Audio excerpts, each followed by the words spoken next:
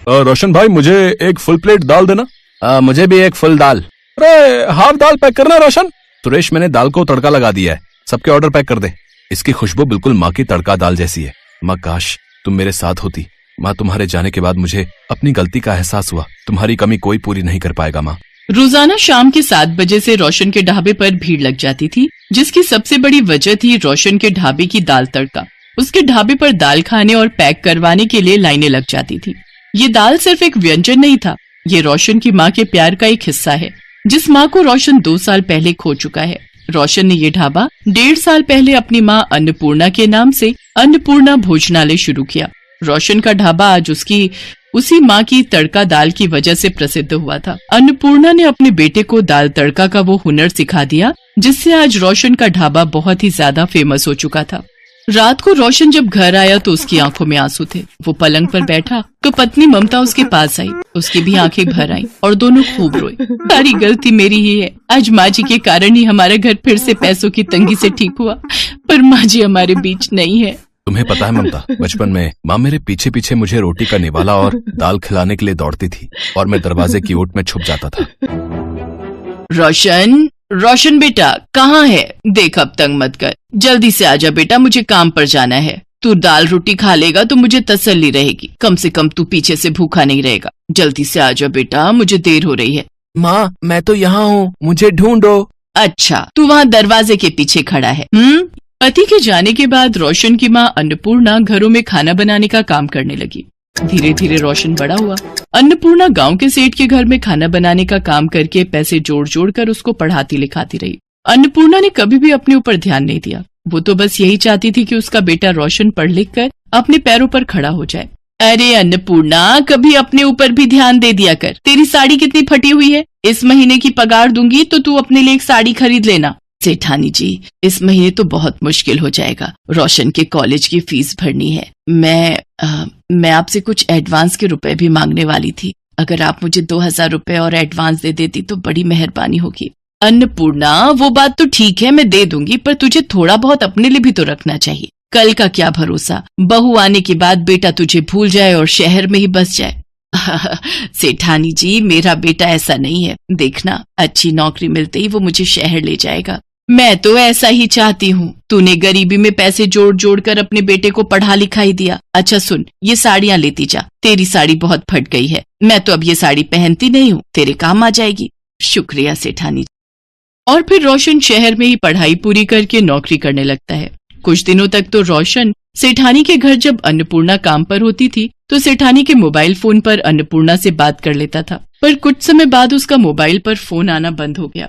सेठानी जी, रोशन का कोई फोन तो नहीं आया? बड़े दिन हो गए, उससे बात नहीं हुई।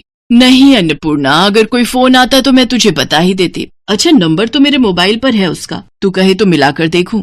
हाँ, मिलाकर देख लो सेठानी जी, बड़ी चिंता हो रही है। पता नहीं रोशन किस हाल में है। ठीक है, मैं मिलाती हूँ। सेठानी उस नंबर पर फोन मिलाती है जिस नंबर से रोशन फोन किया करता था, पर फोन नंबर स्विच ऑफ आ रहा था। अगले कई दिनों तक अन्नपूर्णा सेठानी के फोन से उस नंबर पर फोन करवाती रही, पर अक्सर ही वो नंबर स्विच ऑफ आता था। फिर एक दिन किसी लड़की ने उस पर फोन उठाया। हेलो, कौन बोल रहा है? मुझे रोशन से बात करनी है। जी, मैं रोशन की पत्नी ममता बोल रही हूँ। रोशन अभी घर पर नहीं है, वो ऑफिस गए हैं। रोशन की पत्नी? रोशन ने शादी कर ली?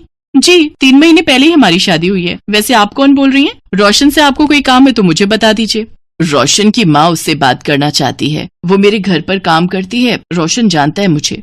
हेलो, मुझे आपकी आवाज नहीं आ रही। हेलो। अरे, लगता है फोन कट गया। रोशन ने शादी कर ली और मुझे बताया नहीं। अब मेरे अपने बेटे ने मुझे नहीं बताया, ऐसा कैसे हो सकता है? अन्नपूर्णा, कहाँ जा रही है? अरे सुन तो, दोबारा मिलाऊं क्या? अन्नपूर्णा ने सेठानी की बात को नहीं सुना। वो तो बिल्कुल ही सदमे में चली गई थी। अन्नपूर्णा घर आ जाती है। अब उसका किसी भी काम में मन नहीं लगता था। सेठानी के घर भी अन्नपूर्णा ने आना जाना बंद कर दिया। वो अपने आप को कमरे में ही बंद रखती थी। धीरे धीरे 1 साल निकल गया। फिर एक दिन रोशन गांव आया, पर अन्नपूर्णा की हालत बहुत खराब थी। वो बहुत ज्यादा बीमार हो चुकी थी। माँ, तुमने अपना क्या हाल बना लिया है? रोशन, मेरे बेटे तू आ गया? हाँ माँ, आज तुम्हारा बेटा बहुत परेशानी में है। माँ मेरी नौकरी छूट गई, पैसों की बहुत तंगी है माँ, मैं बहुत परेशान हूँ, किस मुंह से तुम्हारे पास आता। मैंने भी तो गलतियाँ की हैं, बिना तुम्हें बताए शादी कर ली और उसके बाद अपने काम में व्यस्त हो गया, तुमसे मिलने की कोशिश भी नहीं की माँ। पर आज परेशानी के वक्त में मुझे तुम्हारा सहारा चाहिए माँ, वही गोद चाहिए माँ, वही माँ चाहिए माँ, मैं हार रहा हूँ। रोशन मेरे बच्चे, चिंता मत कर, सब ठीक हो जाएगा, मेरी दुआएं तेरे साथ हैं। रोशन अपनी माँ की गोद में सिर रखकर बहुत रोता है। अन्नपूर्णा भी अपने बेटे को अपनी छाती से लगा लेती है। अगले दिन रोशन माँ को लेकर शहर आ जाता है। शहर में रोशन के हालात बहुत खराब थे, पर अपनी माँ के हाथों का खाना इतने दिनों बाद खाकर आज रोशन बहुत खुश था। आज इतने दिनों बाद आपके हाथ की दाल खाकर पुराने दिन याद आ गए। माँ जी, दाल बहुत स्वादिष्ट है, सचमुच आपके हाथों की तड़का दाल की अलग ही खुशबू और स्वाद है। कितने दिनों से ऐसा खाना नहीं खाया था। आपके आने से घर में रौनक भी आ गई, और सच कहूँ तो मुझे भी बहुत आराम मिला है। मैं इस माँ के प्यार को अपने से अलग कर चुकी थी, मुझे माफ कर दो माँ जी। अरे बहू, मैंने तो किसी भी बात का बुरा नहीं माना। रोशन बेटा, अगर तुझे मेरे हाथ की दाल इतनी पसंद है तो और लोगों को भी पसंद आएगी। तू काम के लिए परेशान भी है, तो क्यों ना तू अपना ढाबा खोल ले, तुझे काम भी मिल जाएगा और अच्छी कमाई भी होगी। माँ वो तो ठीक है, पर मेरे पास अभी इतने पैसे नहीं है कि मैं अपना ढाबा खोल सकूं। रोशन बेटा, मेरे पास कुछ पैसे जुड़े हुए हैं। सेठानी जी के घर काम छोड़ने के बाद जो पैसे बने थे वो मैंने जोड़ कर रखे थे कि कभी बहू से मिलूंगी तो दूंगी। आज वो पैसे तुम्हारे ढाबे खोलने के काम आ जाएंगे। रोशन और ममता की आंखें आंसुओं से भर आती हैं। वो चाहकर भी अन्नपूर्णा के एहसानों को नहीं चुका सकते थे।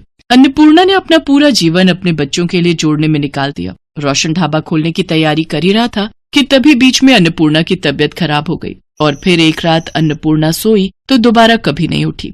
अन्नपूर्णा के दिए हुए पैसों से ही रोशन अपनी माँ की याद में अन्नपूर्णा भोजनालय की शुरुआत करता है। अरे रोशन, पता ही नहीं चला सुबह के 4 बज गए। बातों ही बातों में समय कब बीत गया ध्यान ही नहीं रहा। हाँ ममता, माँ की बहुत याद आ रही है। ममता, माँ हमें देख सुन रही होंगी ना? हाँ रोशन, माँ हमारे साथ ही और हमेशा रहेंगी। रोशन जानता था कि आज वो जो कुछ भी है उसकी माँ की वजह से ही है। तभी तो कहते हैं, लबों पर जिसके कभी बद्दुआ नहीं होती, लबों पर जिसके कभी बद्दुआ नहीं होती, एक माँ ही तो है जो अपने बच्चों से कभी खफा नहीं होती।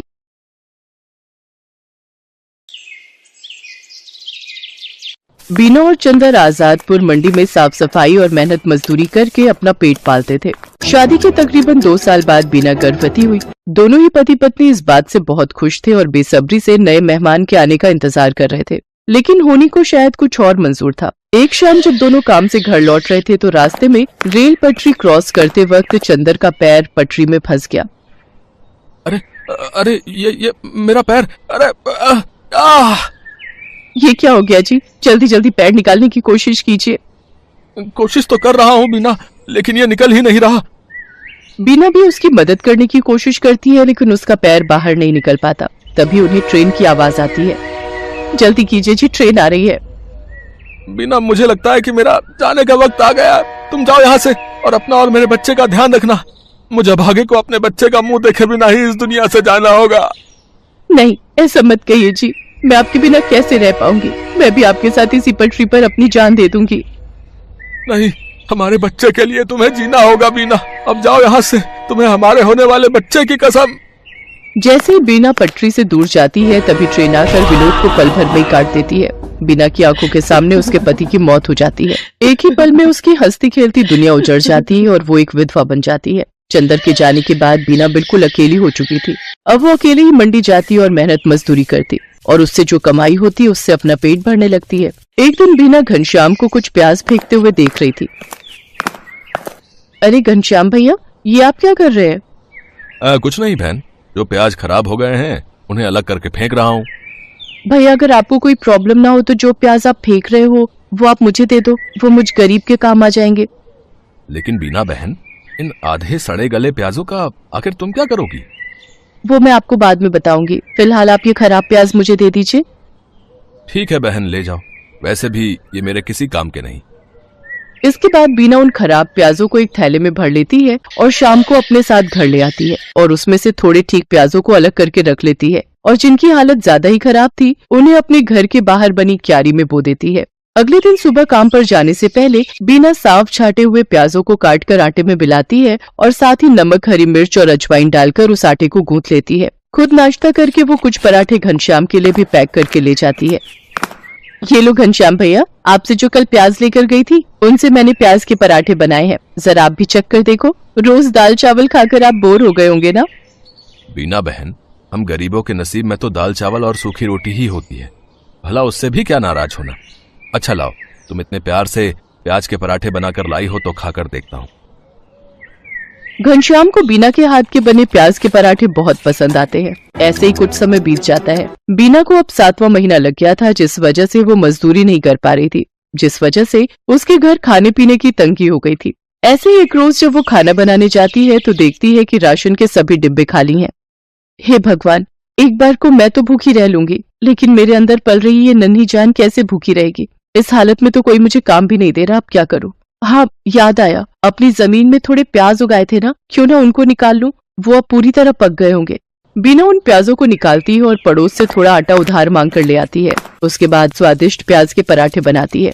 उसके पराठों की खुशबू को सूंघते हुए उसकी पड़ोसन आरती वहाँ पहुँच जाती है। अरे वाह बीना, तेरे घर से तो बड़ी ही अच्छी खुशबू आ रही है। आखिर क्या बनाया है तूने? कुछ नहीं बहन, ये प्याज के पराठे बनाए हैं। लो, तुम भी खाकर बताओ कैसे बने हैं। वाह वाह वाह, क्या स्वाद है बीना तेरे हाथों में। अरे इतने अच्छे पराठे तो ढाबे वाला भी नहीं बना पाता। मैं तो कहती हूँ तू प्याज के पराठे का एक ठेला लगाकर बेच और पैसे कमा। जब ऊपर वाले ने तुझे इस हुनर से नवाजा है कि तू इतना अच्छा खाना बना लेती है, तो इसका फायदा उठा।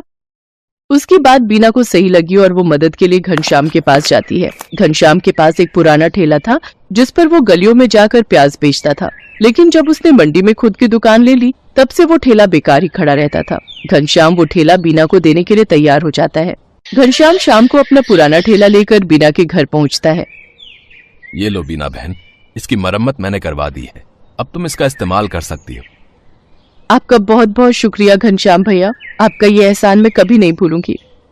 अगले दिन सुबह जल्दी उठकर बीना सारी तैयारी कर लेती है और मंडी में जाकर अपने प्याज के पराठों का ठेला लगा लेती है। लेकिन काफी देर तक जब कोई ग्राहक नहीं आता तो वो सोचती है, हे भगवान, दिन ढलने को आ गया लेकिन अभी तक एक भी ग्राहक नहीं आया। अगर ऐसे ही चलता रहा तो मैं अपने होने वाले बच्चे को क्या खिलाऊंगी। लगता है अब बिजनेस चलाने के लिए कोई तरकीब लगानी होगी। एक काम करती हूँ, कम दाम करके बेचती हूँ। एक बार मेरे पराठों का स्वाद सबकी जुबान पर चढ़ गया तो वो कहीं और जा ही नहीं पाएगा। इतना सोचकर बीना आधे दाम में प्याज के पराठे बेचने लगती है। कम दाम में बहुत सारे लोग बीना के पराठे खाने लगे। कुछ दिन बीना ने सबको कम दाम पर ही पराठे बेचे, लेकिन फिर जब उसके ग्राहक बढ़ गए तो उसने रेट बढ़ा दिए। लेकिन तब तक वो पूरी मंडी में प्याज के पराठों वाली के नाम से मशहूर हो चुकी थी। कुछ ही दिनों में उसकी अच्छी खासी कमाई होने लगी थी। वो भगवान के आगे हाथ जोड़कर बोलती है, हे भगवान, तेरी कृपा से और कुछ अच्छे लोगों की मदद से मेरा काम बहुत अच्छा चल पड़ा है और मैं अच्छी खासी कमाई कर लेती हूँ। बस मुझ पर ऐसी अपनी कृपा दृष्टि रखना ताकि मैं अपने बच्चे को एक अच्छी जिंदगी दे सकूं। कुछ ही दिनों में बीना खुद का ढाबा खोल लेती है। अब उसकी खूब अच्छी कमाई होने लगी थी। उसका काम और बढ़ गया था, इसलिए उसने अपनी मदद के लिए 2 लाचार औरतों को रख लिया था। बीना की डिलीवरी का समय भी आ गया और उसने एक बेटे को जन्म दिया। महीने भर का रेस्ट लेने के बाद वो वापस काम पर जाने लगी और अपने साथ अपने बच्चे को भी ले जाती। अब वो काम संभालने के साथ साथ अपने बच्चे की भी अच्छी परवरिश करने लगी और खुशी खुशी उसके साथ रहने लगी।